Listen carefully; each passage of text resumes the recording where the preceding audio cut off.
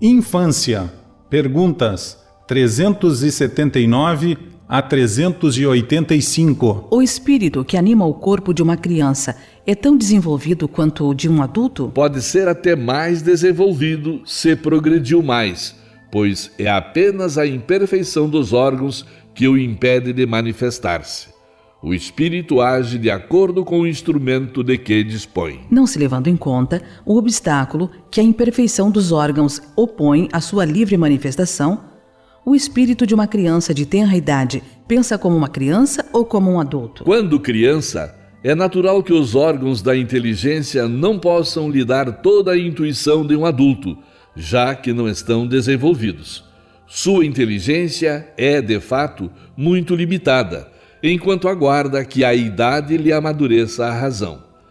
A perturbação que acompanha a encarnação não cessa de súbito por ocasião do nascimento. Só gradualmente se dissipa com o desenvolvimento dos órgãos. Uma observação vem confirmar esta resposta. Os sonhos de uma criança não têm o caráter dos de um adulto. Seu objetivo é quase sempre pueril, o que é um indício da natureza das preocupações do espírito. Com a morte da criança, o espírito retoma imediatamente seu vigor primitivo? Assim deve ser, já que está desembaraçado do seu envoltório carnal. Entretanto, só recobra a lucidez primitiva quando a separação estiver completa, isto é, quando não existir mais nenhum laço entre o espírito e o corpo. Durante a infância, o espírito encarnado sofre com o constrangimento que lhe é imposto pela imperfeição dos seus órgãos? Não. Esse estado é uma necessidade, está na natureza e de acordo com os desígnios da providência. É um período de repouso para o espírito. Qual é, para o espírito, a utilidade de passar pelo estado de infância? Encarnando com o objetivo de se aperfeiçoar, o espírito, durante esse período, é mais acessível às impressões que recebe e que podem auxiliar o seu adiantamento, para o qual devem contribuir os que estão encarregados de educá-lo. Porque a primeira manifestação da criança é o choro. Para estimular o interesse da mãe e provocar os cuidados que lhe são necessários. Não compreendes que, se suas manifestações fossem todas de alegria quando ainda não sabe falar, poucos se inquietariam com as suas necessidades?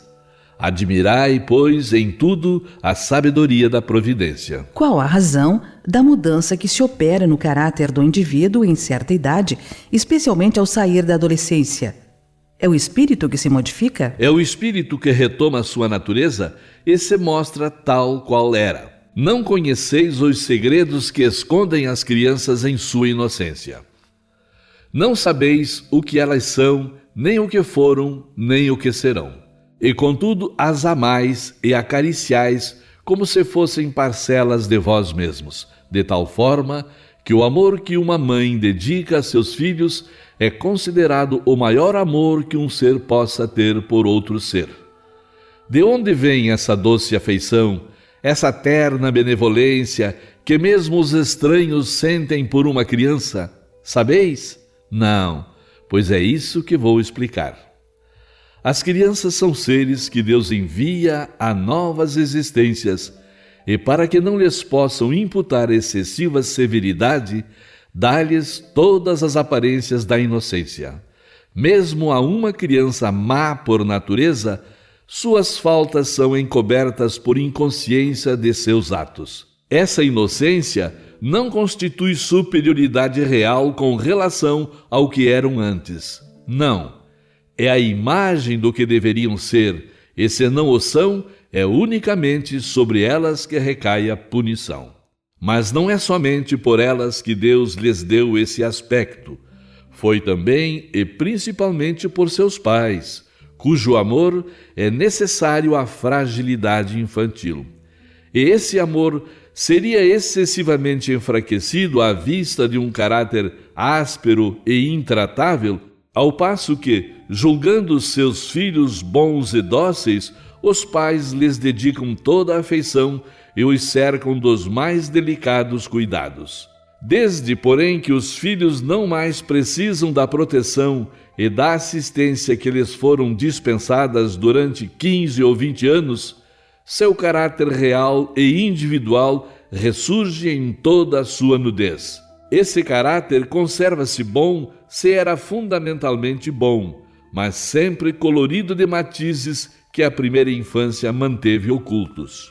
Como vedes, os caminhos de Deus são sempre os melhores, e quando se tem o coração puro, a explicação é facilmente concebida. Com efeito, ponderai que o espírito das crianças que nasce entre vós pode vir de um mundo onde contraiu hábitos completamente diversos dos vossos.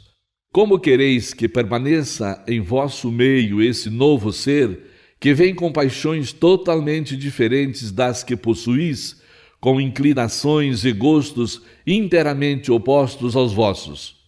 Como quereis que ele se incorpore entre vós, a não ser como Deus o quis, isto é, passando pela peneira da infância?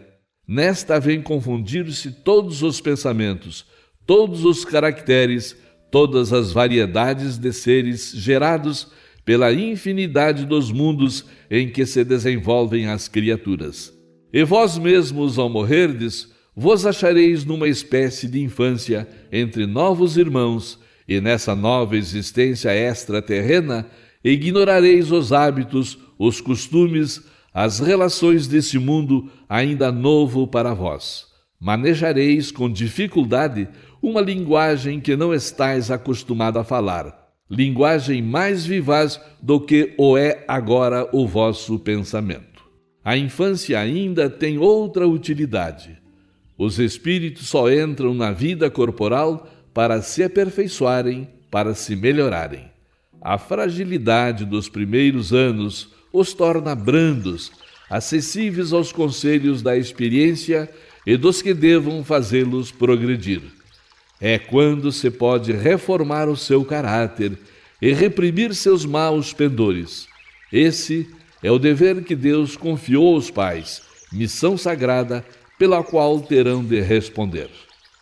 É por isso que a infância não só é útil, necessária e indispensável, mas também consequência natural das leis que Deus estabeleceu e que regem o universo.